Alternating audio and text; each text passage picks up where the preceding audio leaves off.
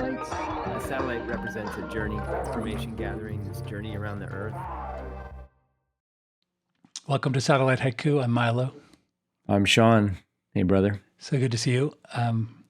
Well, for me, I'm going to jump right in and say I just got back from San Diego. Thanks for shifting over a day. And spent time with my...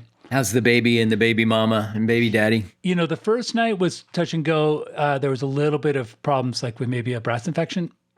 And so my daughter was in a lot of pain. She said she felt like she was run over by a truck. She was crying. But this woman, a lactation consultant, came and gave her like some advice, said, take Advil, keep nursing, use ice. And that was it. She's just happy as a clam. The baby is like the Wikipedia definition. Yeah, Lazaro. Lazaro with a Z. Yeah. And he's like right now, he's the dictionary, knock on wood, dictionary definition of the perfect baby. Like he sleeps for 3 hours, wakes up because he's hungry, poops, burps, and goes back to sleep. You know, like that's all. I think that that phase, that very brief window in a parent's life is the easiest window. Not like maybe the days after a baby's born, but like maybe a month when they're maybe a month old, right? A month in the world, they've kind of like they're okay to be in the world. They're not they've accepted the fact that the womb is behind them, right? But they can't walk yet, right? They're not mobile. They're just this sort of like cute blob in a bed. Yeah. Right? Yeah. Because once they're mobile, it's a game changer. Your job shifts as a dad to like you're like a soccer goalkeeper at that point. Yeah, you know, you're protecting them from themselves. You're doing kick saves and dives. It's really just becomes like this video game where your job is to keep them alive. That's a really great description because I remember being terrified of walking in the city where like they could just dart off the curb into the traffic because they don't get it. Yeah. Like you're ready with that dad, like hook foot, you got those big feet, right? You probably had like a pretty killer, kick save when you were a dad. It's true. I will admit that one of my former brother-in-laws and I would joke that we were Safety Joe. Like we were the always looking out for like, is a piece of glass too big? Like could someone smash their head on it? Like how to avoid going to the emergency room. And then, like, I watched my older sister raise her child with much more hands-off. Like I remember, I think I might have told the story like last year, but we're walking along with my niece who was, maybe 18 months old. She runs ahead and she trips on a piece of sidewalk that's sticking up, like a nasty little, 1 inch piece of concrete. And she just face plants, like knees, hands, face on the concrete. And I dove forward to like help her, quote unquote. And my sister held me back. She was like, just wait, just watch. And she gets up and she looks like really mad. And then she kind of wipes the gravel off her knees and keeps running. Yeah. And I was like, damn, I would never have done that to my child. Like I would have just run and be like, oh, it's okay. What can I do? Let's clean your knees. Like I would have been way too. So I don't know what's right or wrong there, but I did learn that I was on the protective side, overly protective side. My wife and I battle it out a little bit. I'm not. That's one area where I'm pretty hands off. I'm hands on in other ways, maybe. But like, what would you have done in that situation? That's what I'm curious. So that's a very classic. Letting a kid. They're not really injured. They're just kind of stunned. I think if I'm pretty confident they're not injured and they're just hurt, I'm hands off. Yeah. I remember one time with my son at an airport, looking out the window at the airplanes, and he was a toddler and he was kind of like down on the floor. There was like the window had a like a big wooden railing kind of going across the window, like you could lean on it to look out the window. Yeah. It was like a 2x8, right? And it was at about maybe hip level for me, right? Yeah. Like you could kind of, as an adult, you could lean on it. So he was crouched or crawling kind of under this big wooden railing. And I said to him, hey, don't, when you stand up, watch your head. There's a railing there. You might hit your head. He stood up, bashed his head, right? Crying. And then I said, see, okay, you got to watch out for that railing. A minute later, he recovers. He's watching the planes again. Stands up again. Boom. I think he might have done it a third time. I don't remember, but yeah. There's something. There's something. I'm pretty hands off about that stuff. And that's fine. I think there's like a pretty wide, bell curve of what is not overly protective, where the kid feels stifled and smothered, versus letting them just run wild. And we've talked about how like Gen X, there was like a cultural shift where we just were running wild, like until the dinner bell, and the kind of shit we got into without anyone knowing. And how your kids have like everything sort of, they have an event, they have a sport or some kind of thing that every sort of moment is filled, and there's a dose in. Yeah, and there's not neighborhood kids, and there's no parents. I mean, there's no parents who are just stay-at-home parents, really, by choice anyway. Yeah, not too many. So like it's a different world in those ways. Like it's just But my goal, like I was just saying to somebody else, like I think my number one goal as a dad is like the thing I'm always tuning into is whether it seems like my kids are interested in telling me about their lives, like confiding in me, right? Yeah. Are they interested? And so, like my son he wants to show me like the video he just watched on YouTube, or he wants to, like when he was younger, it was like he would want to tell me, just go into just minute, exhaustive detail about Pokemon or something, right? That he was into. And just something that just like I could barely maintain even like a performance of attention through it. But I felt important. It was important to me because I want him I felt like what I want to convey to him is that I'm interested in what he has to say to me, so that he always feels like he can, without judging, without feeling like he's being, because I remember I was a really secretive kid. Like I didn't want to talk to my parents about anything. Yeah. And part of it was like worry that, I'm not going to tell them this because they're going to scold me for it or whatever. I might be in trouble, or there was part of it was sometimes that, like, how are they going to judge this thing? They're going to make critical comments about, so like just an example for a current day would be something like my son shows me some video that he thought was hilarious, and I think it's like a little bit inappropriate in some way, or maybe it's like slightly racist, or like it has some delicate thing that I want to use it as a teachable moment, right? To steer him in a better direction, like that kind of content, like let's not, whatever, right? But if you just go right out of the gate with that, they're not going to share the thing with you next time, because that's fucking annoying when you're a kid, right? Like I remember just being annoyed by that kind of reaction from my parents, like, and then even when I kind of agreed with them, I was like, that's not, like, I hear you, like, you don't trust me to have good judgment. Like I understand the nuance that you're trying to convey to me about this content. I already understand that. Like we're on the same page with the nuance. I thought we wouldn't have to talk about that, right? Like you can, anyway, so I just don't want to be that annoying parent. I want to be the person that's always what I'm looking out for. Like, does it seem like they're interested and motivated to tell me about their day or their life or their funny thing that their observation, or because that means they can also tell me about the personal thing, the difficult thing. Yeah. That's great to keep that channel open. I want to go back and tell my airport story with my kids.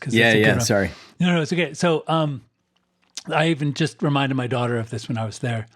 So one thing that sort of, that in a positive way, like I was like a germaphobe when I lived in New York. I was terrified of germs. Like I didn't want to touch. What a place to be a germaphobe. Yeah, I was sort of almost like, I hate to use it. Because when you come home from being out in New York, you just feel like you have a layer of everybody on you. Right. But like I had these really baggy jackets, and I would pull up my sleeve and hold and I'd also reach up really high on the subway pole where no one else would touch, because it just felt like it had like a layer of like snot and sweat and slime, You can feel it. Like that warm, it's warm too when somebody, like when you grab that bar and you want it to be cold, like metal, but it's warm because 12 other hands were there right before yours. There's sort of like a layer, as you say, like almost like a slimy. Anyway, it's really gross. And we used to remember we used pay phones back then. So like I wouldn't touch the handle of the pay phone. I didn't want to touch my face. And then I remember, so this is sort of an example of like my kids being a dad and having little kids broke me of my fear of germs. Like literally, like I'm not afraid of germs anymore. I just don't care. And this is a great example. So my youngest daughter is 18 months old. My oldest daughter is maybe 4. And we're going with my former wife down to Oaxaca, Mexico, and through Mexico City Airport. And I dumbly read that like all the world's pathogens are in Mexico City Airport because people from like Southeast Asia fly through to get to Europe, and Africa comes out. So I was like, okay, if you want to get something, you can just touch from the wet market in China is passing through there, like meeting up with the. You can catch anything you want because it's like the central pass-through hub. Right. So I was like, ugh. So we go down, and my former wife, my wife at the time was... It's a setting for the beginning of like a Michael Crichton novel. Totally. So my wife at the time was very hands-off. Like she would sit and read a book and the kids would just play somewhere, and she would read a book. So I go off to get some kind of greasy food like empanadas or something, and I come back and I said, where are my daughters? Where are our daughters? And she goes, oh, they're over there somewhere, like in that corner. And I go over, and the first thing I see is my oldest daughter is playing Waldorf puppet play with cigarette butts in the sand of the ashtray. Like she's created like a mountain, and she's like, and then the gnomes walk over the mountain down into the valley, and she's like, hi. And she's like, hi, how are you? And like the cigarette butts are talking to each other. And then I said, where's your, I said, gross, stop it. Where's your sister? And she goes, over there. And I turn, and my 18-month-old daughter has on all fours licking the floor. Like there was something sweet on the floor, like a spilled soda. And she literally turned to me and laughed and licked it again. And I was like, that's how kids build their immune system, totally, right? But I literally, and then we flew to Oaxaca, and there was a forest. But that's extreme. Totally. There was a forest fire. So like there was a lot of particulate matter in the air. And that night she started coughing. And I said, she has tuberculosis. Oh my God, we need to go to the hospital. I just immediately jumped to, she's coughing, she was licking the floor, she has tuberculosis. I think so do you think, I feel like that level of jumping to the most catastrophic, possibility it seems to me like your mom was a little bit in that mode, right? Like you probably got that. She was. Yeah. Okay. All right. I was qualifying that just for politeness, but yeah. My therapist would say, where did you have an overactive amygdala, so that's like genetic, but where did you learn to think that way? Like catastrophically? I remember you having sort of like in high school, I remember you having like panic attacks. Having these moments where you thought your heart stopped. Yeah, and I would check my pulse all the time. Yeah. I had panic attacks. Like you would be just suddenly not aware of your pulse, and you'd be like, oh shit, like I'm about to die. Yeah. I do think a part of that was psychosomatic, like from my mom and just being raised hyper. I think I also had a mold allergy to leaf mold that caused tachycardia. And it ended when I moved to New York City because there were just concrete everywhere. Yeah. Like I used to have constant sore throats with like a little bit of a postnasal drip, and I had tachycardia all the time. And I think that's what caused a lot of that, paranoid heart thing, because my heart was like beating like way too fast, like 125 when it should have been 60. Because I was in really good shape. Like I played sports and I ran and I had this tachycardia that they even put a heart monitor on me. And the only thing I can think is that I think I was allergic to leaf mold. If you look under a leaf, there's like little mold pockets. Yeah, I remember. I mean, there were lots of molds in the fall and in winter when we were, where we grew up. Yeah, I was allergic to mold as well. I'm still sensitive to mold. Like my allergies, I used to have bad hay fever allergies and including mold as well. But my allergies have mostly faded away, which is kind of nice. But mold is something I can still tell if I'm in a moldy environment. Like I'll start getting a wheezy, like I feel it in my lungs. Yeah. I always get a nasty little stingy sore throat that's like with a postnasal drip, and I don't want to talk. It makes me kind of grumpy, and it just hurts to swallow. I hate that. That's so for me. If I go to a moldy basement, for instance, and someone's like, "Hey, this is where you're going to sleep on the couch," like that's where I get the sore throat, and it's just nasty. But anyway, yeah. So that kind of broke me, and then like I remembered there was a day when I changed someone's pooey diaper in the parking lot of a McDonald's on a road trip. And I had like poo on my hands, and I was like, and then I sort of, it broke me, and I just thought, I'm not dying. I just wipe it off and, use like some kind of. Yeah. You get over that really fast when you're a parent. Like everything that your kid can come out of your kid, you kind of just get over it at some point.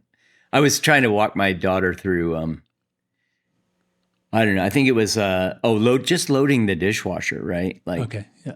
Like I don't make them do nearly enough here, right? So she's big enough now to like reach into the sink, like that was my excuse. Like, well, she's not tall enough to reach down into the sink very easily. Now she is, right? So, but she just is so squeamish about touching, like if there's, some food left on like just a residue of food on a plate, right? Like she just can't. And I remember being like that too. Like my son too. It's like he's getting over it. But yeah, you got to push. Those are the natural disgust. It's like, in that movie Inside Out, right? It's a little disgust guy. Disgust was a guy, right? Yeah. No. One of the characters. Yeah. I can't remember what disgust looks like. I remember there was a point. So I had gone through the divorce. The kids were like 12 and 14. Yeah. And so we were doing halftime. They would spend a week with me, a week with their mom. And I remember my mom, my girlfriend at the time, and my big sister, I'm going to use the term ganged up on me, but they kind of came together. No, they came together and they said, okay, you're doing everything for the kids. Like you're doing their laundry, you're cleaning their room, you're cooking for them, you're shopping for them.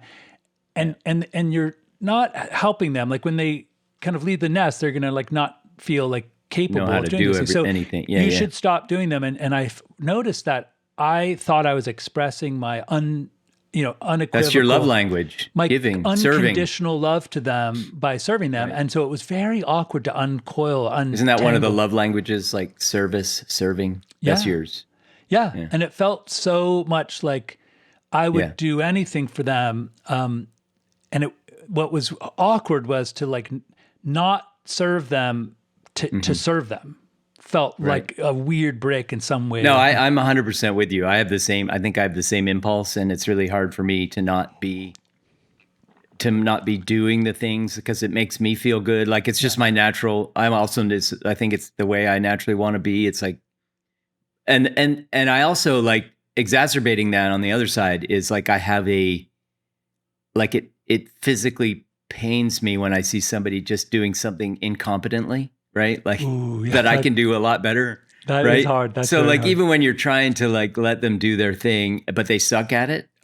That's a hard thing. Yeah. I think I've told you the story about sitting next to the guy playing Angry Birds on the bus and on his phone and just having that feeling like, dude, that's not going to work. Like we're going to lose. We're going to lose. Like, yeah.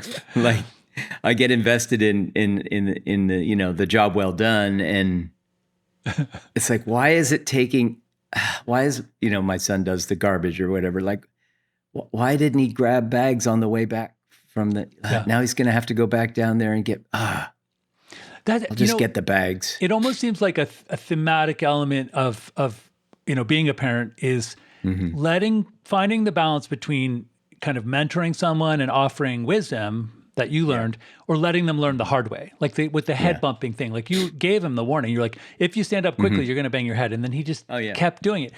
And it's like, it's a tough balance. It's a tough balance, and you never are quite sure if I've known parents. I mean, my former wife, my ex-wife, was very much the opposite of me. It's very much hands off. Like you figure it out. I'm going to read my book.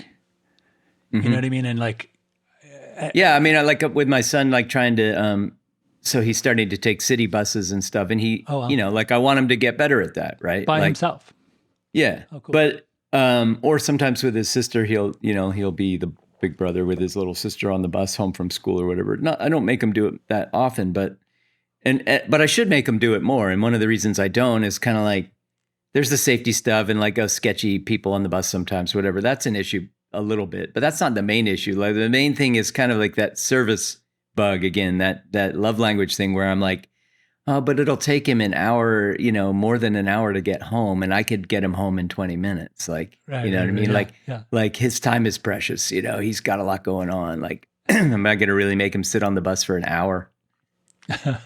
The other day, he took the bus home from school. This was last week, and then he called me. That's one reason why we gave him a phone, so he can access the bus schedules and maps and call me and stuff. So he calls me and he goes, I think I missed my stop. And he's like, it went all the way halfway back again, right? Like, I'm like, wow. Okay, so dude, get off the bus and, get the next one, right? So he's like, okay. So he gets off the bus and I was like, do you know where to get on the next one? He's, yeah, I can do. So he gets on the next one. I said, okay, well, when you get to the stop at this end, I'll pick you up at the stop so you don't have to walk up the hill to our house because it's, it's like another quarter mile, but it's all uphill. Yeah. So I can see what bus, like I look on the bus, like live map, whatever, and I see, I guess I'd make a guess what bus he's on. And I'm pretty sure I'm right based on the times. And so I just get in the car. I'm like, hey, I see you're getting close to your stop. I'll meet you there. I get to the stop. The bus stops. Nobody gets off. It goes again. Oh. And so I'm following the bus. And I'm like, I call him. I'm like, are you still on the bus? Yeah. I'm like, dude, you missed your stop again. Oh, no. You missed 2 stops in a row. Yeah, you missed this stop twice. And I was like, dude, like, and he was all upset, and I said, you gotta, it's fine to make a mistake. Like missing your stop is a thing that happens, but like, then you're supposed to learn from those things. Right. Well, it's like, you've taken the bus before, like, you got to know like when you're approaching your stop and but they didn't say it. They don't say it. Like you just have to know, right? Like, it's funny. You have to watch the street. He's on his phone playing a game probably or some bullshit, like not paying attention, right? It sounds like because of the story of the airport railing, like the threshold, like if you learn it the first time you're burned, that you're a quick study. I guess there's a theme there. Yeah, he did it twice in both cases. Anyway, sorry. No, yeah, so I didn't connect those things. Yeah. What I'm curious about is like some of us, like for me, I'll say something like to my mother-in-law about the house. Like we have what we call it like secretos de la casa, or like true, like secrets of the house, like things that are quirky that if you do them wrong, know what I mean? Mm-hmm. So you have to jiggle the key this way, or those like kinds like of things. If you freak out and just push really hard, it doesn't work. But if you relax and go back and forth really slowly, it turns. There's a trick to opening that window or whatever. Exactly. Yeah. If you open that window, there's no spring, so if you let go, it'll smash your fingers. Right. So that's what you mean. Yeah. Like all those little quirks. Because we had another definition of secrets of the home when we were young. But anyway. Yeah. Secrets of the home was more of a marriage thing, but. Like what happens in the house stays in the house kind of thing. Right. Anyway, go ahead. Yeah. This is more sort of like you have to, if you were to move into this house, you'd have to learn the hard way about 27 things. Right. Right. I mean? So anyway, what was my point? Oh, so then I realized, I was like, well, I could tell you everything, or you could just learn the hard way. Right. You know what I mean? Because I realized it's kind of again, that's the balance, right? Because they're not going to retain it all. Right. And I go through that too on the other end. Like I'll be starting a new job, and there's sometimes, in the onboarding, they're just telling you all the things, right? Yeah. And there's a part of your brain that goes like, I'm not even going to attempt to remember that thing because I won't need that. I can't imagine needing that anytime soon. And by the time I need to know that, I won't remember this anyway. So I'll have to find that. You know what I mean? Like each nugget of information, you're sort of processing that way. Like, is this important right now? You know what I mean? Yeah. I use the term because let's say you have a range, and on one side you have an SOP, like a standard operating procedure, a manual of how to do this particular task, like log in through this dumb portal and take, and then on the other hand, it's absolutely not documented. It's not intuitive. The only way you could ever figure it out is if someone told you. Right. And I called that anecdotal tribal transfer of knowledge. Like the only way to know it is if someone goes, oh yeah, you have to first hover and then click. You know, like it just, you're never going to figure it out because you'll click, or click, just some service that you're not going to need for ages. It'll be like, oh, well, if you need to, expense reporting or something. Let's say you're not somebody who's going to be traveling very much for work, right? And they're like, here's how you do an expense report. You're like, I'm just going to let that wash over me as you describe how to do an expense report, because maybe I'll need that a year from now or something. But by the time I need that, I'm going to have to ask somebody anyway. Mm-hmm. Like there's no reason why I'm going to clog my brain with this information right now. This is kind of like heading into the first world problem zone, but it's like poor design. So I fly back from San Diego and I get an email. I booked my flight through Chase Travel partly using points, which is annoying because you get an email from Chase instead of American Airlines, and you go to look it up on the app and it's like you don't have any trips, and you're like, oh fuck, like it just doesn't. It's not seamlessly integrated, right? So then I get an email. I'm standing in the airport in San Diego, just doing my stuff on my laptop, and I get an email from American saying, missing something? You can add, if you've taken a trip, you can add them to your miles. Like you can add the miles to your account, right? I'm like, that's sort of dumb. Like, it just should automatically happen. Like, I'm on the fucking plane. I paid the money. Like, why can't they just shift from the database? Like, he flew, why do I have to manually? So then I go, okay, let's just do it, So I look and it says, it's so easy. Just put in your name and your ticket number. Yeah.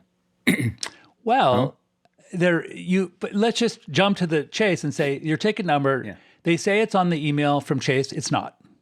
They say it's on your boarding pass. It's not. They say like a ticket number is not the same thing as a confirmation number. A ticket number is a whole other thing that is hard to find. With the 001 is American, and then 10 more digits. So then it's not, and say, oh, just look, and you go to Reddit or you go, and they say, oh, it's on the email. No, it's not. When you find yourself on Reddit trying to figure out where to find your ticket number in an email, like or whatever. So anyway, then you're in a whole world of first world problems. And by the way, this has happened to me back when I was in the corporate world and I was traveling. Yeah. So it's not like it's been fixed. It's a persistent problem. So you get to. It's not in the email. It's not. They say, oh, just log into your American Airlines account. Your what is it, American One or something? Log in. It's right there. Right. It's not there. So then I call them, and the woman's like, oh yeah, I can look it up for you. And I'm like, can I just ask a question? Do I have to call you to get my ticket number? Because why don't they just put it on the email? And she goes, yeah, that would be more convenient, wouldn't it? I'm like, oh my God. Why? Every single person, you send me an email that says, did you forget something? Add your miles to your account. Why don't you, first of all, just do it for me? Secondly, why do you make me call someone who has to actually look it up? And she goes, I don't know. And I was like, could you please give feedback, like, up the chain? Like, that's just so wasteful. And it's been that way for years. Anyway, I just think that's pretty, so that's kind of like, the only other one I have is, so I'm in iCal, and I have a bunch of iCal calendars, like family, bills, whatever. Then I have a couple of Gmail ones. Well, under the iOS 26, the Gmail one that I use all the time is under the fold. But there's no indication that there's more. So for the longest time, I was like, oh my God, where did my Gmail one go? And then I, by accident, bumped the list and it slid up. And I was like, oh my God, what? They put it under the fold without like any, like an arrow, like more, or it just, that to me seems like very, very poor user interface design. Totally. There's tons of, I feel like, I don't know, so now we're in the zone of first world problems, but like, I was a designer and usability, user experience person way back in the early days of the web. And there was all this, you've talked about like the Apple design guidelines and things like that. Like early days, they had, really in-depth guidelines about how to create, a good experience in a mobile app and all that. Right. And, there was all kinds of thought leadership happening in that area on how to create a usable design. Intuitive. I feel like that's intuitive. I feel like there's so much of that that's just gone away. I just run into dumb shit all the time now. Yeah. I feel like more than back then. Like you'd think that patterns would get better and people would get, like, it would just be more, the best practices would be more infused into the process at this point. But I feel like it's worse. It has. I do think like, it has gotten worse. Yeah. Just like basic stuff. Like I was frustrated yesterday with, and this is something I see, a pattern I see all the time. It's like a string of text will be truncated, like with a ... Yep. right? Yep. And it will give you no useful information. And you need to know what the rest of it is, right? Yeah. But if you click it, like if you hover over it, that doesn't show anything. If you click it, then you're in a whole, you're going deep into something. Like, I don't want to go and lose where I am. Like, I want to know which one of these I need to click on. Right. But like that kind of thing, just not surfacing. Anyway, so that's a pattern I feel like I run into all the time. I think of you in Singapore all the time because, and tell me if I got this wrong, but I imagined, or you told me that you had a bunch of beta testers for the airline site, SingaporeAirlines.com, right? And you we used to do task. usability testing for everything that I worked on. Usability testing was a practice that we did all the time. But in Singapore, we did it with in China, Chinese language. I used to imagine you'd say like, buy a ticket to Beijing, and then everyone goes, and you just capture all the keystrokes and how long it takes for. And if you watch it, right? You have it on video, and you have different tasks that they're supposed to do. Like, why don't you try signing up for our Miles program? Let me see how you do. How long does it take, and how can they do failure it? Point? Right? Do they ran into a brick wall? And so, like, I think that people maybe just think they know what to do now, and they don't do that anymore. I mean, it is expensive to go through that stage of like usability testing and all that, and then iterate and change it. And it doesn't become a priority to change this thing. And it's just like, it's all about moving fast now. I feel like, so I had on the opposite side, I did have a kind of a cool, so my son is playing Little League baseball, right? And the coach sent out his practice and game schedule, and it was like in an email. It was like a table embedded in an email, and or pasted into an email. A table of like date, event. Is it a game or is it a practice? Who's the opponent? What's the location? Right? What time? So it was this table of information in an email, and it was like 33 events. I was like, I'm gonna have to put all those in my calendar. And I thought, oh, wait, I wonder if Claude could just do that for me, right? Because I pay for Claude, so I log into it with my Google ID. So, it has access to my email and my calendar if I want to give it access to those things. And it's a table, so you could throw it in there. And dates. I just said, hey, here's an email that has a table in it with a bunch of events. Can you add it to this calendar using this naming convention? And can you pull in the Google Maps locations for all the locations mentioned in this table? That sounds so practical. And I gave it one prompt, and it was like, sure.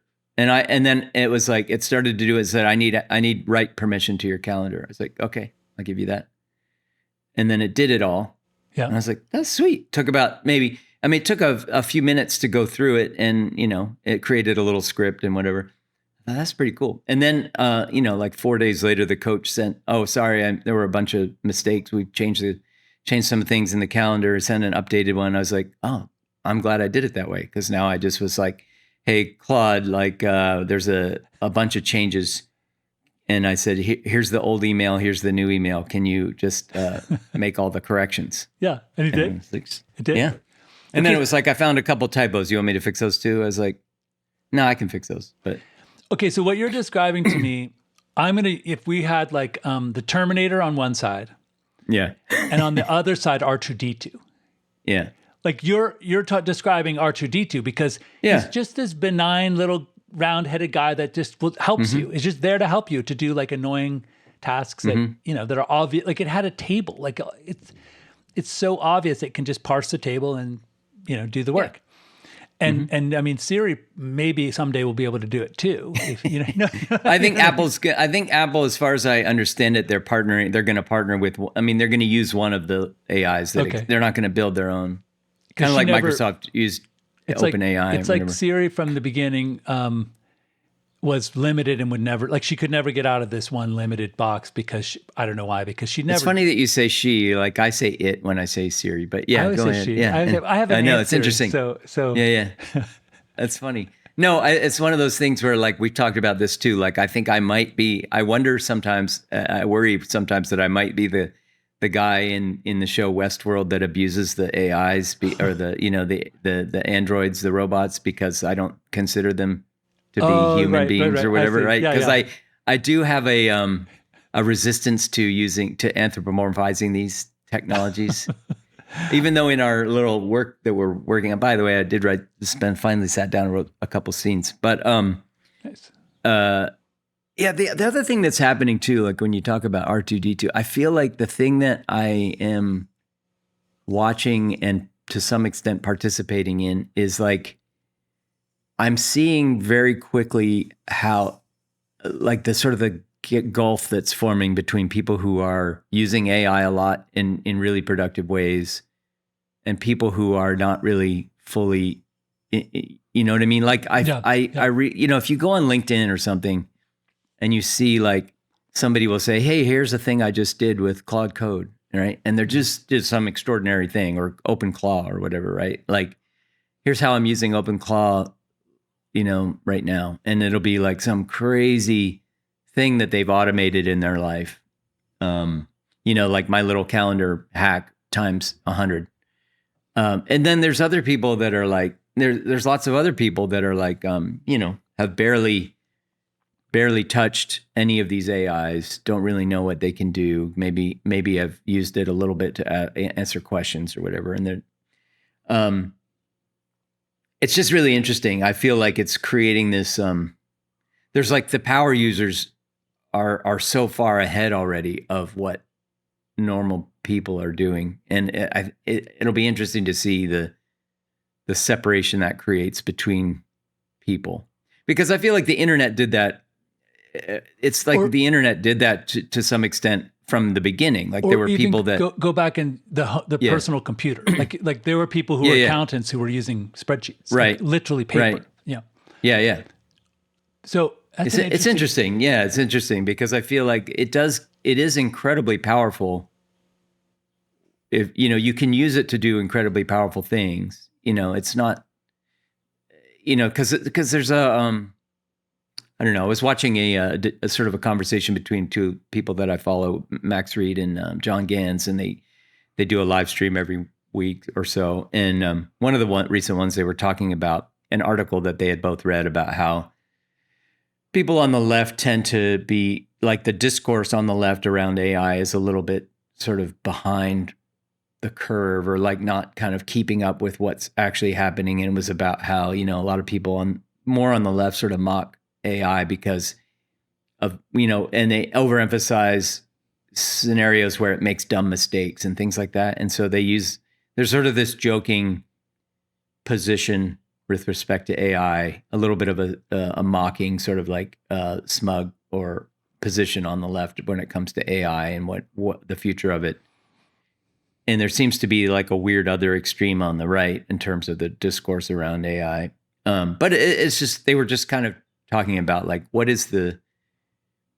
how should people be thinking about this stuff, and what's sort of wrong with the discourse around it. Anyway, it was interesting because I think it sort of tapped into that same thought thread that I was having around there is this separation that it seems to be creating, like other technologies do, but this one seems like it's potentially a really powerful and sort of striking gap between power users and everyone else.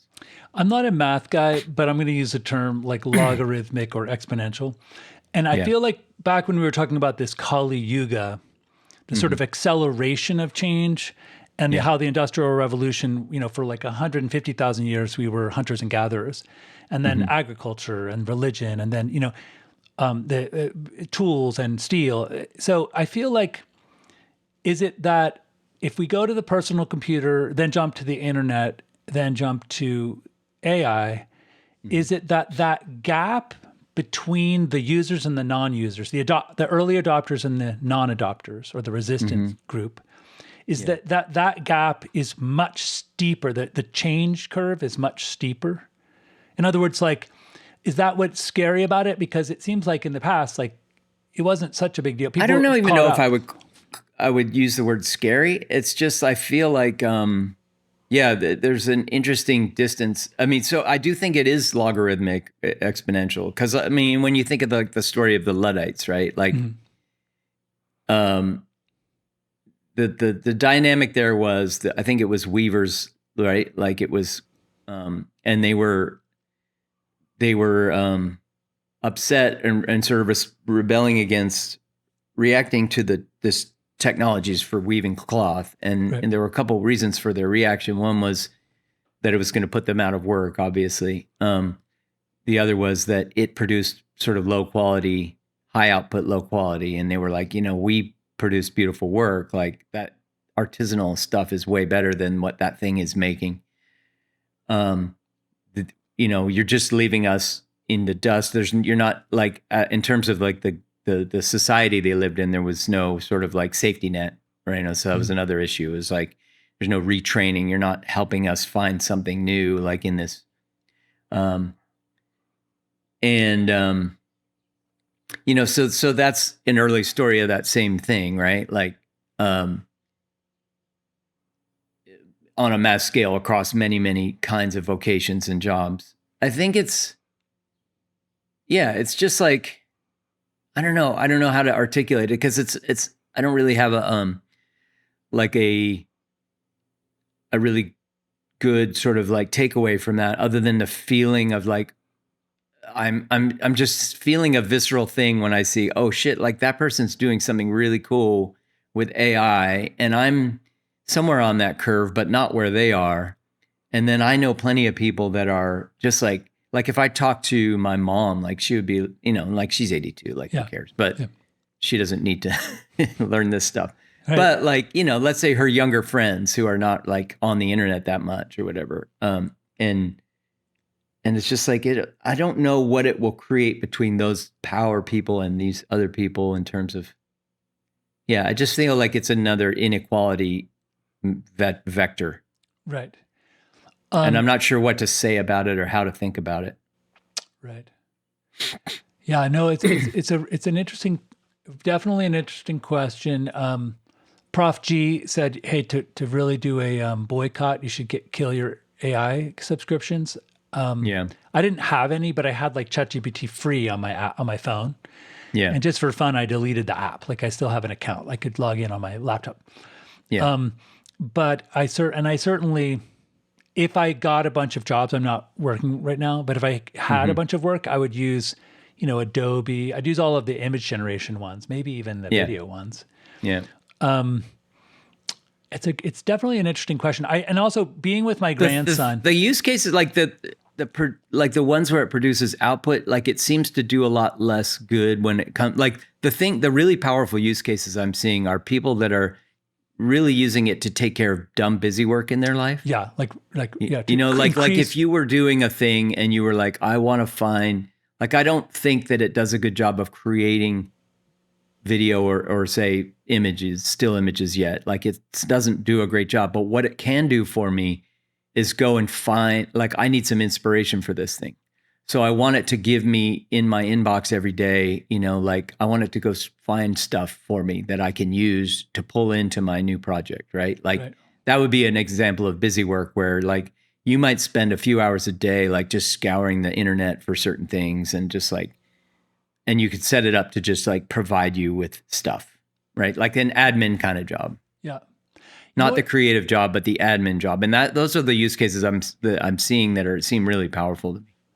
I'm going to ask you, so I'm trying to learn this new video editing program, DaVinci Resolve, which is sort of the standard. Hollywood's using it. Everyone loves it. It's been around for a while. Australian company, Blackmagic Design. Go guys. But and I'm learning it fairly quickly. Like I edited our podcast in it last time, and I think it sounded better. But the process of learning it, I just keep 3 tabs open and I just keep asking the forums, like, or whatever, like the Hive Mind, like, how do you do this? And I what I'm curious about is I've heard that people have, like, I've heard of, I was watching, I was following this guy who wanted to learn Spanish, and he asked Claude or someone to make him, to analyze the way he learns, to sort of make a series of tests, Yeah. figure out Yeah. the way he learns, if it's auditory, visual, blah, blah, and then teach him Spanish as quickly as possible, creating a series of courses. And he claims it was just amazing. And I find that fascinating. Like those kinds of things are, that's the kind of thing I'm thinking about. That seems really powerful. Yeah. Yeah. Like if I want to learn this program, but like I'm kind of going about it in a very clunky way. The like old school way. smashing windows with hammers and climbing through, it feels like clunky, but I wondered if there's a way, if I could just say, hey, analyze the way I learn, make a series of 5 courses that bring me up to speed as fast as possible. Yeah. It kind of, I'd be amazed. Yeah. I'll try it. It's, But yeah, I mean, I hear what Prof G's saying, and I was, it's interesting because we talked about this off recording before, but just like his resist and unsubscribe, I'm totally down with that, but I haven't done it yet. right. Yeah. I know. I need to chat with my wife about it and figure out like what she's willing to give up. I was thinking about shifting to where had an idea where and I've done this in the past during the pandemic, where I decided to use the Amazon website just as a reference tool. And I'd find a product that I couldn't find in bricks and mortar. Yeah. And then I would drill down on the company and I'd see if I could buy it from them for a reasonable and ship it to me for a reasonable price. Right. Yeah. Yeah. And if it was like I do the same. Like I'll use it to do research. Yeah. And I use it to save stuff to my, like I have a wish favorites list. Yeah, like I do want to buy that. And so it's like, that's a place where I can keep a list, it's a but then very I buy it convenient somewhere place. else. Yeah, totally. And I'll be perfectly honest. Like I still pay for Prime, but I haven't watched any Prime content because they started advertising and I just didn't like, so I don't watch it. And I'm considering just getting rid of the Prime subscription altogether. If, it would be painful, but, what was my point? Oh, my friend said today during our workout, hey, I went to use Amazon yesterday and it was down. All of the prices just said, click here for more options. And there was nothing there. Oh, wow. And he was like, he literally said, well, it was good while it lasted. Yeah. That's funny. And I thought that would be funny if it literally went down. I think, I mean, my brother was, there were at least 3 or 4 times during, I think during Biden's administration. I don't think it had anything to do with Biden, just during that period, pandemic and stuff. Like he was, the internet, like we were always on the verge of like, oh, the government's going to shut down the internet or, whatever, like right. That was one of those conspiracy things. Right. Yeah. Yeah. I think, but I was watching a thing the other day about, speaking of like my brother and his conspiracy thinking and stuff, like, oh shit. Like I went down an Epstein Files rabbit hole last week. Oh, really? Well, yeah. I mean, just like, okay. So it started with, there's this guy, John Karaoke. Do you know who he is? No. So he was like the CIA whistleblower who exposed the CIA torture program and kind of like led to the McCain-Feinstein bill to ban torture, right? Okay. But so he was sort of like, he would appear on stuff back then, like with his face black blurred or like in his voice altered or whatever, right? Like, but he's fully out now and he's a fascinating guy. He just has like crazy stories about the CIA. And some of it you're like, there's always people who come out like that. You're like, I don't know, this guy might be a little off, right? Like, so there's part of me that's like, I'm not sure how credible he is on all fronts, but like, they were talking about Kathy Rumler, like the lawyer who was the White House counsel under Obama. Do you know who that is? She was like, and then she went for work for Goldman Sachs. Yeah, and she just left. So she's something like 11,000 emails. Well, she saw him as like a mentor. Like 11,000 emails between her and Epstein, something like that. Like, have you written 11,000 emails to anybody in your whole life? I mean, I probably wrote that many texts to a romantic partner at the beginning, like. Right. So like 11, it's crazy. Right. And, but then there was, so then I just kind of, one of them caught my eye. So I started I was just curious about that whole thing. I was looking into it. And then there was one email exchange that kind of caught my eye. And it was basically about Mary Jo White, who was the SEC chair. right? And she was, she became the SEC chair. She kind of is the pioneer of corporate immunity, like basically like letting corporations do whatever the fuck they want. And somehow she became SEC chair under Obama. So this is like, again, like one of Obama's many like weird little failures and blind spots, and where you start to go like, what was Obama doing? Like, why would he point that person as SEC chair? And then she's talking to Epstein about it, and she's like, I guess Elizabeth Warren was opposing MJ White as SEC chair. And then so they were talking about like, so she's writing to Epstein and she's like, Warren is the worst. I'm pushing MJ for SEC or whatever. And you know, Epstein replies like, cool, MJ's great. And then, you know, like, and then Kathy Rumler writes back, yeah, I agree. And Warren is the worst, or EW is the worst, or whatever. Like, it's just so interesting. So I was just like, who are these people? Like these are the people that are making the decisions. Like somehow like that there's this, I guess the rabbit hole I went down was kind of like, there's this network of powerful people, you know, that are back channeling all this stuff all the time. Mm-hmm. And you know, like around Obama's back, for example, like, so you don't know what information gets to somebody like Obama in the White House when he's trying to make decisions around like the bank bailouts or who should be SEC chair and things like that. And you just wonder like, and it just, all this back channeling, it just makes you really think like there is sort of this fucking Illuminati or like trilateral commission, like the stuff that the freaking conspiracy people rant about. Like, you can't help coming away from that stuff and going, there's something like, I don't buy it in the narrative, the way they spin their particular narrative about these things. Mm-hmm. But it's fucking real on some level. There is some sort of like, you know, supra government that exists that back channels stuff with each other. And like, you know what I mean? Like there is this, there's a woman named Katie Burbank. I think that's her name. I followed her for a while. Anyway, she calls it states of anarchy.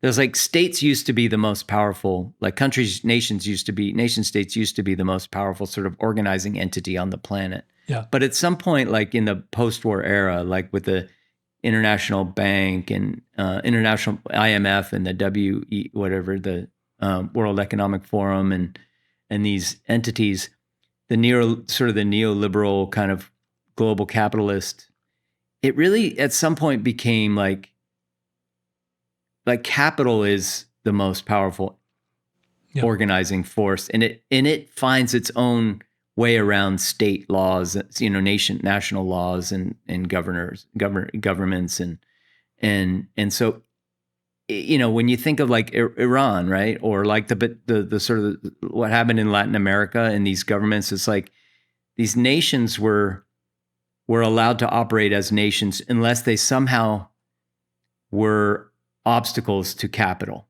and then the CIA would just overthrow somebody, right, and be like, no, you're not doing it right.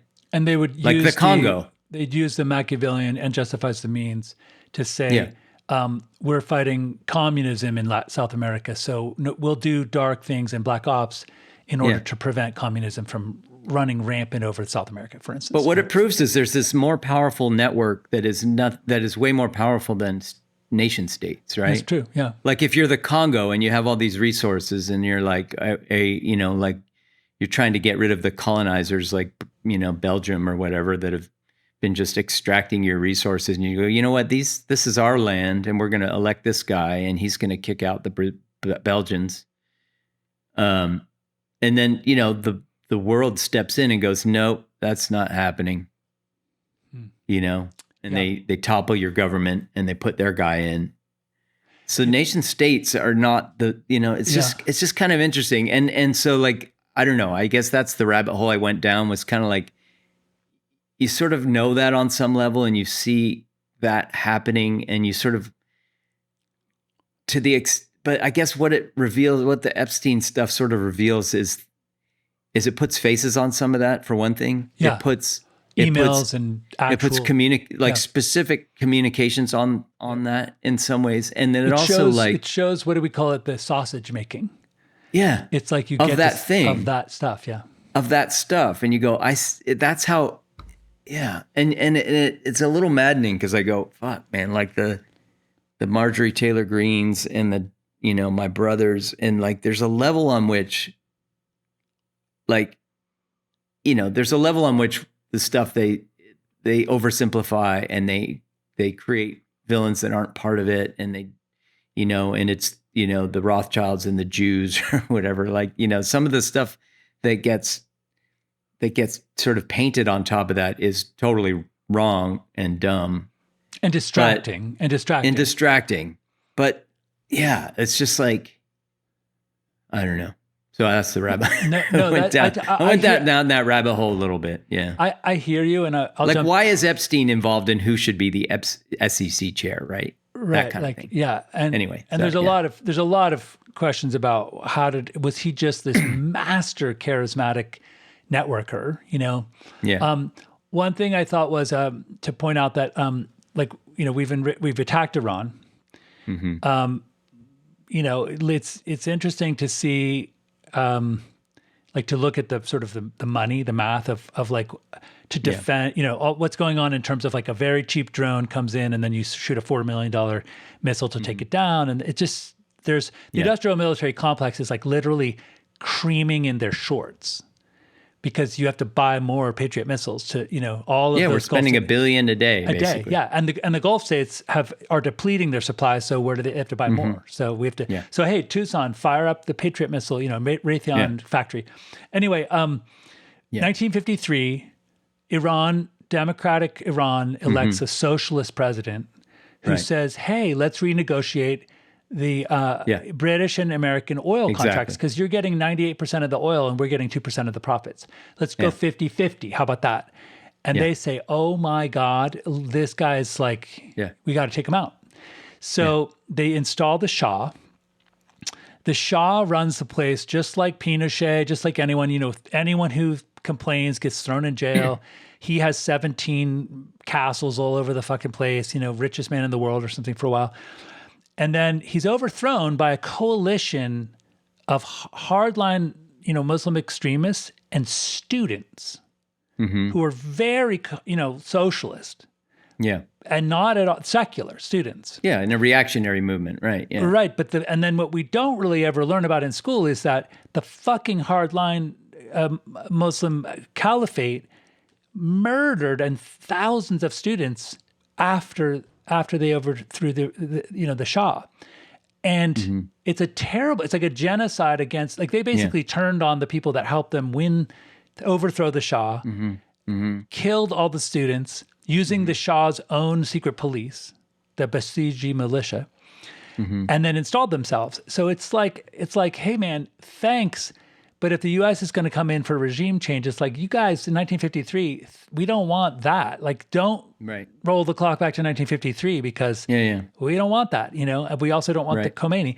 It's very interesting times, but it's something I think my dad being a history professor, we need to look back and say, well, what did not work, which was this, where where Donald Trump but again, like it's exactly the same pattern, right? It was like global capital was like, oh, you know, Iran is not playing, right? Like, they're not playing our game. Yeah. Just kind of, it's wild to me. And then I guess this is semi-related, but like an issue like the wealth tax, right? That's another one where it's like, you look at Mamdani and in California, right? Like this notion of taxing the wealthy, and they're like, well, we'll just move. And then other people are like, oh shit, we can't tax them because look, they're just going to move. And I guess I go, fuck, man, these guys, like, the level that they're willing to go, the fight that they're willing to put up to avoid paying like 2%. Yeah, it's crazy. You know, like, to go from being like a 400 billionaire to a 370 billionaire. Like, it's crazy. Yeah. It's nuts how much that is the fight. And then, you know, like, you go, well, like, if if tax, and then people are like, well, it'll tank the economy. Like if taxing 1,000 really extremely wealthy people tanks the economy, then we don't have an economy. We have like a weird feudal society that benefits 1,000 people. Like if creating a tax causes that to crash, like it wasn't a good thing. Right. Like it should crash. And we can look back in history at the Eisenhower era, and we were, GDP was growing faster than ever before, ever since. And there was a 90% tax rate at the top, and But it's different though, because that was a tax on income, and these guys don't have income; they have assets, I understand. right? I understand. And it's tricky to tax assets. I think you need to look at what other nation states do. Like, what does Copenhagen do? What does Denmark do? Well, there's a few things like the way that so the whole loop where they borrow money against their wealth. Yep, and never get a at almost zero interest. So they're never actually cashing in any of their assets. So there's no capital gains tax. So they're avoiding capital gains by never selling, right? And then they die and they pass it on to their heirs, and they have the step up. What do they call it? The step up. The basis price. And Mitt Romney, in his recent essay, says that's the first thing to get rid of. So like that, exactly. That's the first thing to get rid of. The heirs should basically, the basis price of the stock should be what their dad bought it for. And then you should have capital gains at that point, and it comes back into society. And it's interesting how much we've chosen as a society to just protect their wealth over all of our well-being. I have an idea. We've made it almost like a religion to like that those guys deserve their wealth, even if it was made 3 generations ago by some railroad baron or whatever. I have an idea I'm not a tax expert, and I haven't even looked at like how does Denmark do it? How does even like Sweden, let's say. But I imagine that there's a more practical way to do it, and a simple way to look at it is if you're not selling your stock and you're borrowing money to cheat the system, why don't we just look at the amount of money you borrowed as income? Yeah. And you pay tax on the amount of, because you're basically treating it like income. Right. To cover your living expenses like everyone else who earns money. So why not just say anyone who doesn't sell stock borrows money against their stock to avoid taxes, pays taxes on whatever they borrow. Yeah. Because why are you borrowing it then? You're borrowing it to avoid taxes, so pay taxes on that as if it was income. And then to sell, guess what? If you sold the stock, I have an idea.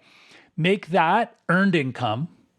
So like 38% top tax rate, and be like, you want to save money? Sell stock for 20% capital gains. You know what I mean? Like now you're not going to do that anymore. You have a choice between a 38% tax or a 20%. And a 20%. So start selling your fucking stock and pay your capital gains on it, or treat the. Isn't that a practical idea? Yeah. I saw a video like between like, it was like 4 rich guys. I saw a clip from it, and they were talking about like, basically one of these billionaires was like, hey, like we have assets. Most people don't have assets. We have this massive inequality. And essentially what he was saying was like the pitchforks and guillotines are going to come out at some point. And so like the only way to, the way to stop that is to accept some level of tax or whatever. Right. And it's just like the fight that ensued on that little clip was just so wild to me, because the tax they're talking about is minuscule. I know. Like it will relative to their it won't their standard like they'll still be incredibly wealthy. Right. It will have zero impact on their day-to-day standard of living. Zero. Yeah. Or their grandchildren or their grandchildren. Like again, if you go from 100 billion to like 98 billion, like it's nothing. It would be kind of interesting to say, I mean, now I'm getting into like the deep democratic socialism of like deeply tax the rich. Kind of interesting to say, what would anything over $1 billion, you pay tax on it as if, let's say it's all in stock, you pay tax on it. Well, you pay tax on the value that's increasing. Like in other words, the capital gains that's occurring, Yeah. You just pay, that's sort of what the wealth tax is, right? Like you're paying tax on the value of, so you have to go from 100 billion to 120. You pay tax on the 20 as if it's capital gains. Yeah. That's actually still not fair because it's not earned income and you're not paying 38%. Right. But like the level to which they fight against something way less than that is just wild to me. And they're cartoons. They're cartoon villains. Like you look at Jeff Bezos. I know. He's right? like, he's all roided up with his weird I know. way. Like they're like I'm literal. so sorry to be really are to talk cartoon about villains. Someone's face, but like his wife, she, you know, that Mar-a-Lago face where you go too far she's with the lips. 100%. 100%. I'm so sorry. Like I it's kind of like when Michael Jackson shopped around for a doctor who would give him propofol and then he died. Yeah. It's like if you're too rich at some point, you go in and you're like, I think my lips are still too small. Can you make them bigger? And you need someone to be like, you know, they won't look good. They're good, you know, they're too big already. Like it's just that couple, they just She looks I don't terrible. know. All of it makes me feel like we're living in a fucking the weirdest simulation ever. Anyway. It is true. It's true. And yeah, no, that's a really interesting one. For some reason, this whole talk about this ridiculous tax thing with billionaires, it makes me think about one of the kind of, you know, like we say the elephant in the room, but it's like the elephant that's like sitting in the middle of America, just crushing us with its ass. And the thing that blows my mind in the simulation, if we're in one, is if I were a law enforcement officer, and you know these shootings happen when an officer like every single week or twice a week.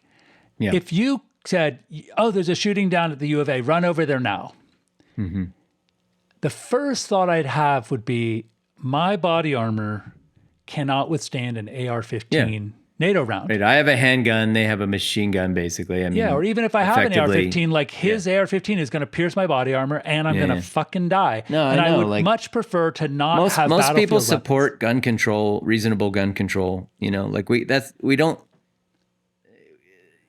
Yeah, if you poll all these issues, immigration, gun control, like most people Americans are pretty. We're pretty close. Yeah. There's a lot of common ground. I know. And what's weird is like our country's policies don't reflect any of that. Right. Unions, and what's bizarre, you know, collective bargaining, like most people support all that stuff. What's so bizarre to me is that the amount of money that the NRA has said, like, oh, they have a stranglehold on all of these politicians. It's a fucking, it's such a small amount of money. Like the person who's been given the most over his career is Mitt Romney, and they gave him $11 million. And he didn't even need it. He's a billionaire. So it's just weird to me that like, how did we get to a place where like, you know, $50 million can buy all of the politicians to not do gun control? Weird. It is very odd. It's $50 million and a very motivated small interest group. Yeah. But you would think that every police officer and sheriff's deputy you would in think. the country and it used to be like, that way. We talked about this before. It used to be that way. They all supported gun control, but now, you know, we're so polarized on so many other cultural issues that they just lump that in. Like, you know, like if you think climate change is real, you're a liberal cuck, right? Like, you know, it's like, it just all gets lumped together because of weird cultural issues now. And I don't know. I feel like, I've been working in politics, in doing video and working for people and campaigns since 2020. So I would say I've looking at like how the Democratic coalition, there's like 57 special interest groups in Pima County. And we just can't get on board and move as one, right? Where everyone has their own fundraising mechanisms, their own like points they want to make. And I look at James Tallarico and I think he has such a simple message, which is like, I'm sick of being divided. Let's not look at each other horizontally. Let's look up. Right. And it's like all these people in Texas are like, damn, I'm sick of being divided. I think that's the litmus test for anybody, you know, like I think to win a Democratic primary, to be a candidate, I think that should be the litmus test is, are you willing to support a wealth tax or some way of some sort of redistribution where you're correcting this crazy rigged flow of money to the top, you know, 1,000 people on this planet. Like if you don't, if you can't sort of come out and support that, like the corporate, that's the difference between the corporate Democrats and the leftists, Progressives, right? yeah. Like, yeah, I think that's the real fight that will make, that's unfolding right now.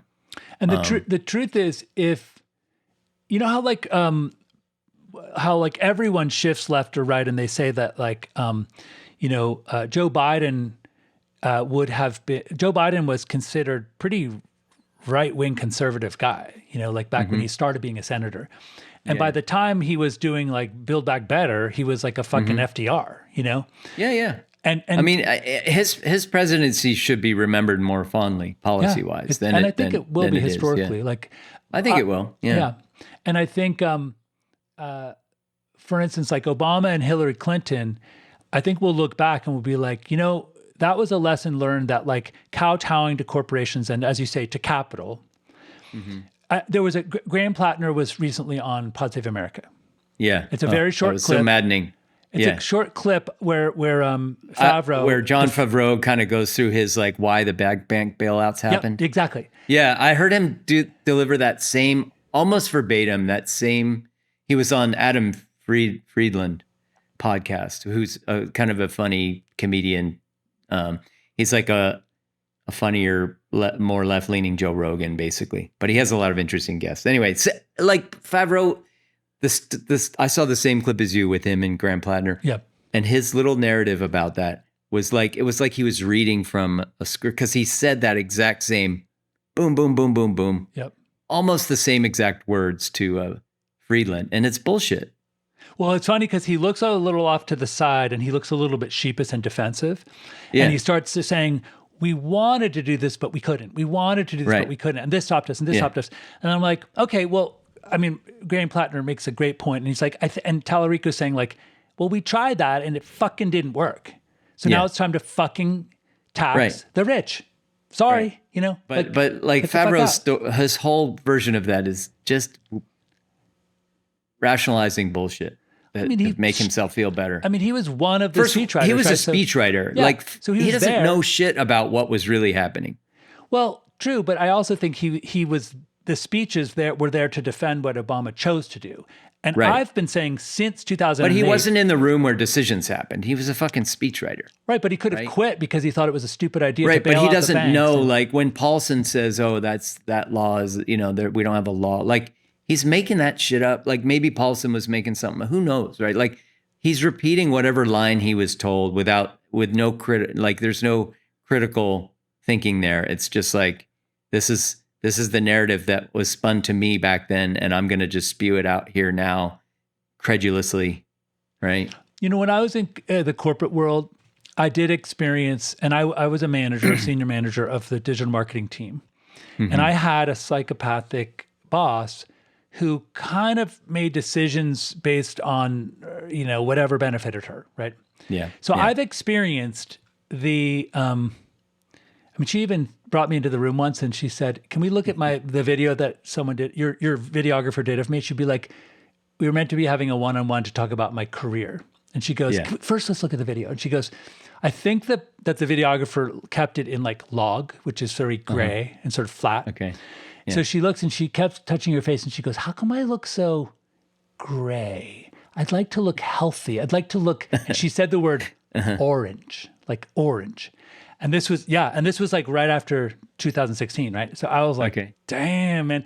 Anyway, so I would go to her and I'd say, "Hey, I talked to my counterpart in Germany with the other division, and he has a $3.2 million budget to run digital ads for all of the product teams on behalf of the affiliates." And she goes, "We're not going to do that." Yeah. And I was like, okay, well, so like, I feel like maybe that Favreau felt like, oh my God, I don't have any power to pull any strings. Yeah. And it was frustrating. You mean back then? Yeah.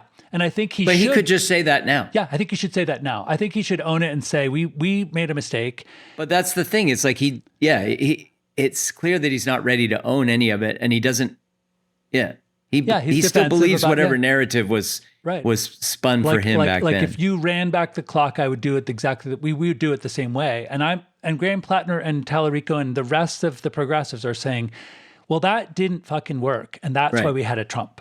You Right. bailed out the bankers, and Yeah. people lost their homes, Yeah. and they got pissed. Right. And you could pick apart like the story that Favreau is kind of repeating.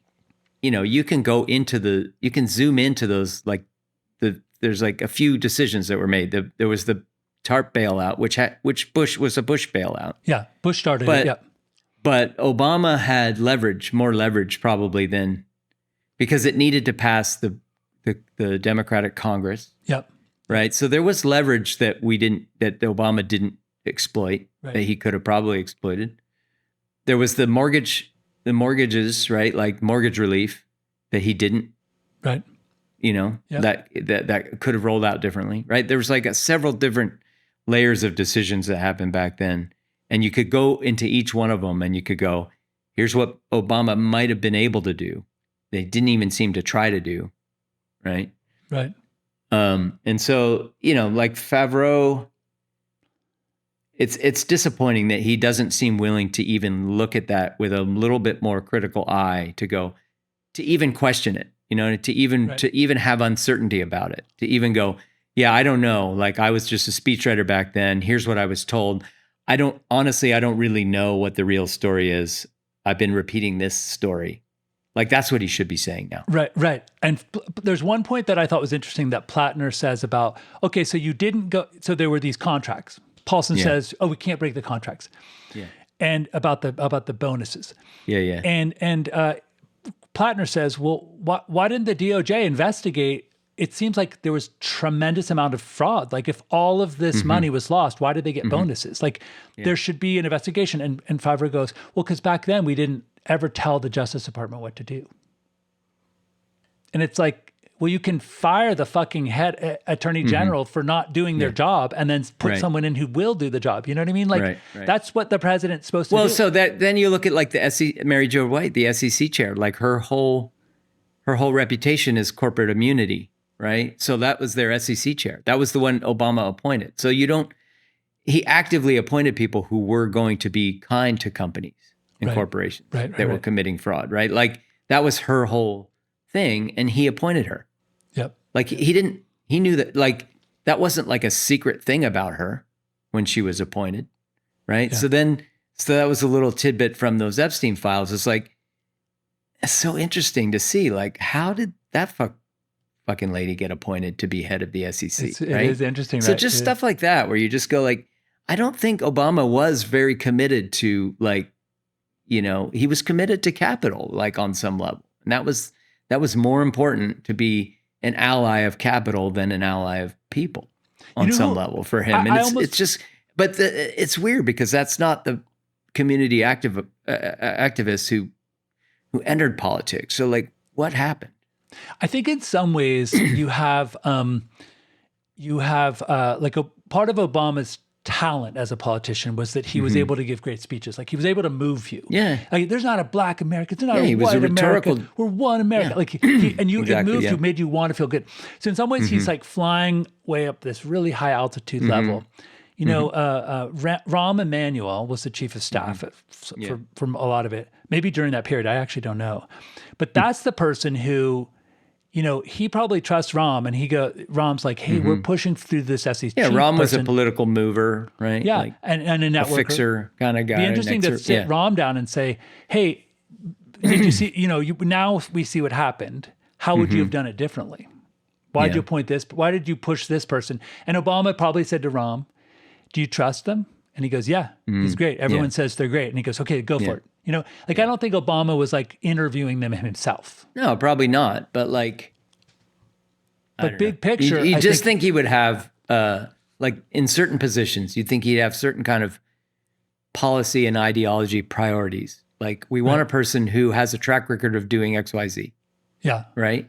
Right. And not just like some rubric like, do you trust them? Like, is this the kind, like Lena Khan was, she's right? Like, she's Love Lena a certain kind of person, right? And has a certain kind of mission that she's been fighting. Yep. And so, you know, those things are not like hard to uncover about somebody. Like, what is their sort of orientation on monopolies or whatever thing, like to have a priority. Anyway, so it's just disappointing. Anyway. Yeah, no, it is.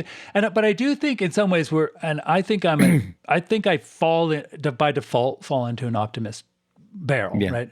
Yeah. And my daughter was saying how she was really worried about the future, having a son, you know, and I said, I hate to say it, but I mean, like having a child is like a fundamentally optimistic thing to do, right? Right. It's true.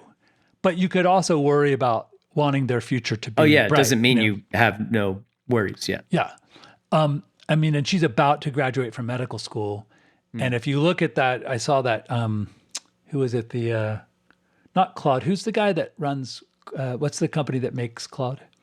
Anthropic. Anthropic, yeah. He released this sort of pie chart of like disruption in different sectors of the economy. And it's obviously like plumbers and electricians are fine. Lower level legal aids are out, you know, like sales, like SAP, like all that shit is like toast. But anyway, so she's looking at it and going like, being a doctor, I mean, it's possible if we get socialized medicine and just rip apart the insurance system, but it would be great for a lot of people, but it might be really rough to be a doctor. And she doesn't have medical debt. It doesn't have school debt, which is great. She got a free ride, a merit-based free ride. But there's plenty of her classmates who are going to be left with $300,000, $400,000 of debt. And then if they can't make the money back, they're going to go bankrupt, right? Yeah. Like if they get paid $100,000 a year and they live in LA, there's no way that's going to work. Right. So it's an interesting time for everyone. I've been joking. I've been doing all that plumbing, and I think like I could become a handyman. Yeah, like I actually an electrician. Kind of. Well, I don't know if I told you this, but I think I told you this. Like No. I am, I'm pursuing a teaching credential here. Oh, that's so fun! Cool. I might do the same thing. That's as a great. potential second act. Yeah. What would be your like level, your area of expertise? Like what would be? English literature. Yeah. Oh my gosh, that's awesome, man. So it'd be interesting. Yeah. That'll be so fun. Yeah. Yeah, I've always thought I would love to teach. I think I need to teach media. I need to make a few more things. Like I don't think I have enough experience to tell people what to do. If you know, plus depends what age you're teaching, but yeah. Yeah. No, that's true. That is true. But that's cool. I've often thought I would love to be a teacher. I think it's really fun. Huh? That's so cool, man. I think we're at time. I think we're at time. Yeah. Awesome. Do you want to stay on afterwards and chat a little bit Sure, about the script? do that. Yeah. Okay. Well, thanks everyone. Satellite Haiku. Thanks to everyone for listening. It was a lot of fun. Always a pleasure. See you, everyone. Satellites? A satellite represents a journey, information gathering, this journey around the Earth.